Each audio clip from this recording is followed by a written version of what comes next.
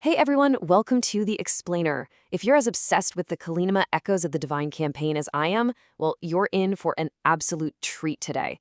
We're diving straight into Session 15, Burning Shadows of Sinclair Estate. And I literally cannot overstate how pivotal this session is. It's the violent, action-packed tonal hinge of the whole campaign.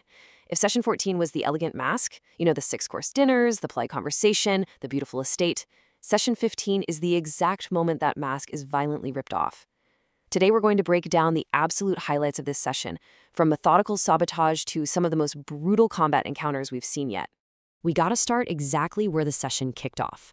The party. Jace, Heron, Oren, and Dimitri get this red wax note right at 11 p.m. It read, "The hunt has begun. Best of luck to you, you may now run. Sinclair." Just let that hang in the air for a second.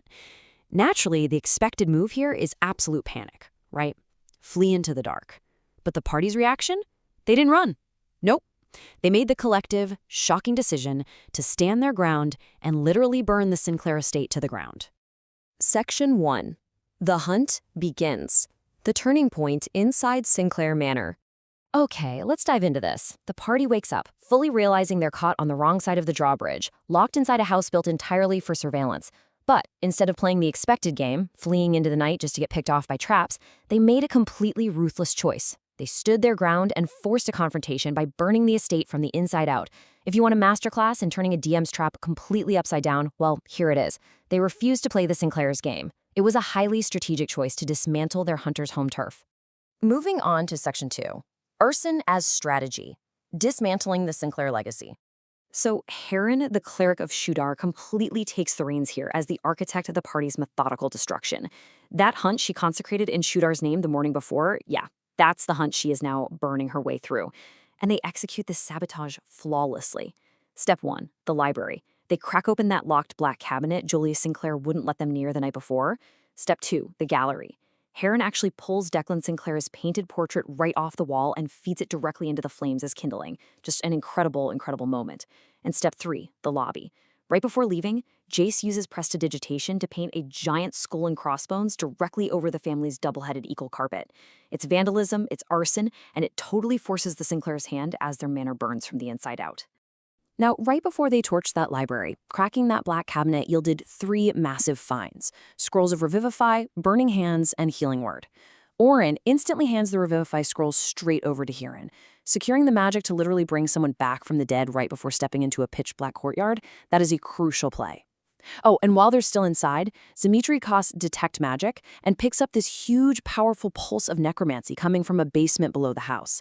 A basement, mind you, with absolutely no inside doors. Keep that in the back of your mind. Section 3. The Undead Household Staff. The Courtyard Skirmish. As the party steps out of the burning manor, they're immediately confronted at the front gate. And this brilliantly illustrates the horrific contrast of this entire campaign. Think back to Session 14's hospitality, right? The charming maid announcing a 6-course dinner, the friendly groundskeepers tending the hedges. Well, compare that to Session 15's reality. That same maid is actually a shrieking ghoul dealing massive psychic area damage, and those friendly gardeners, undead horrors swinging dirty scythes. The living staff were just an illusion the whole time. The party handles this beautifully, though. Jace's eldritch blasts are just clearing the yard from range, and Heron's Toll the Dead absolutely detonates the undead. After the courtyard is finally cleared, Aaron looks around and just scoffs. Only 3? Really? It is such a perfect, funny character beat. They literally just survived a sudden undead ambush, and Aaron is actively frustrated that the Sinclairs didn't send a harder challenge. Well, Aaron, be careful what you wish for, because Heron immediately sets her sights on the Sinclair family's prized ancient oak tree right by the pond. Which brings us to Section 4, the truth about Declan, the pond centerpiece reveal. So, as Heron is literally chopping notches into the ancient oak tree with a hand axe, getting ready to set it on fire, Declan Sinclair makes his grand entrance at the pond. He's got a bloodhawk on his arm, an undead gardener at his side, and he's sarcastically protesting about them ruining the family tree. Let's walk through this incredibly high-stakes fight. Round 1, Declan lunges in with his rapier, but Heron wades right into the water and dodges beautifully. Round 2, Jace is firing heavy eldritch blasts from behind the hedges, landing massive force damage on Declan. But round 3 is the showstopper. Aaron gets in close, forces the confrontation, and literally tears the family amulet right off Declan's neck. Now, you might be wondering, what's the deal with this amulet? It's a two-headed bird pendant that all 5 Sinclair family members were wearing at dinner. The absolute second Oren rips it away, Declan's living, handsome human face completely vanishes. His true, horrifying undead nature is exposed right there in the middle of the pond.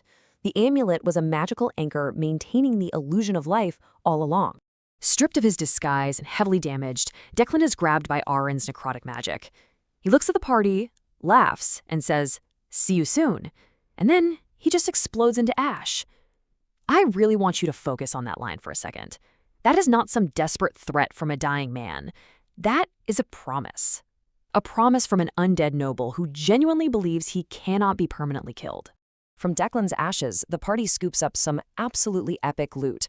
We're talking a magic ring, a magebane potion, studded leather armor that Jace instantly equips as an upgrade, Declan's personal rapier, and, crucially, lamp oil.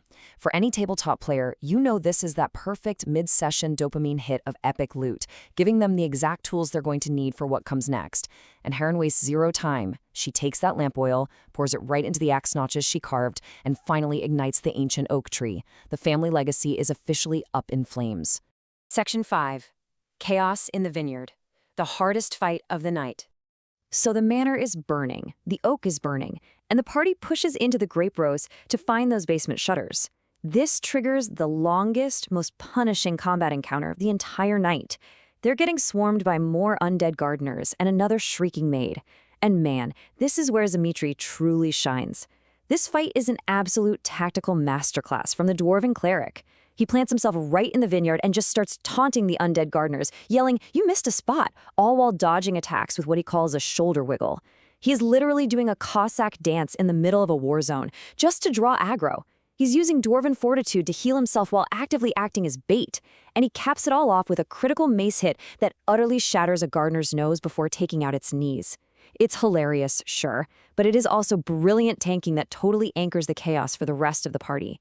But hey, do not let the Cossack dancing fool you into thinking this was easy. Heron takes a brutal 14 points of slashing damage in a single hit from a dirty scythe during this vineyard brawl. To put that into perspective, that's a massive chunk of health gone in an instant. The maid's psychic screams are chipping away at everyone's sanity. People are getting knocked prone into the dirt by swinging rakes. It takes heavy resource expenditure, intense coordination, and some really pinpoint healing to finally take these last undead down. Section 6. What lies beneath? The cliffhanger. The fight finally ends. The party is battered, but they manage to heal up. The air is just thick with the smell of smoke from the manor and the oak tree burning behind them, and they're standing there in the vineyard rows, looking down at the basement shutters. This is it, the external entrance leading to that pulsing necromantic source Xometry detected way earlier. The party has systematically dismantled the Sinclair estate on the surface, their knowledge, their legacy, their staff, and now they are staring down into the pitch dark, ready to find whatever horrific engine is actually running this place from beneath the ground. And wow, that is exactly where Session 15 leaves us, on a completely agonizing cliffhanger. Just think about these unresolved threads we're carrying into Session 16. What exactly is that huge necromantic source in the basement? Where is the mother, Eleanor Sinclair, who we know loves setting traps? And what exactly did Declan mean by "see you soon"? Does that basement have the power to put him back together? The party went from being the hunted to being the hunters, but the real nightmare might just be starting. Thanks so much for joining me for this explainer. I really hope this helped you map out the incredible session highlights and chaos of Session 15, and I'm absolutely dying to see what happens when they open those shutters next time. See you then.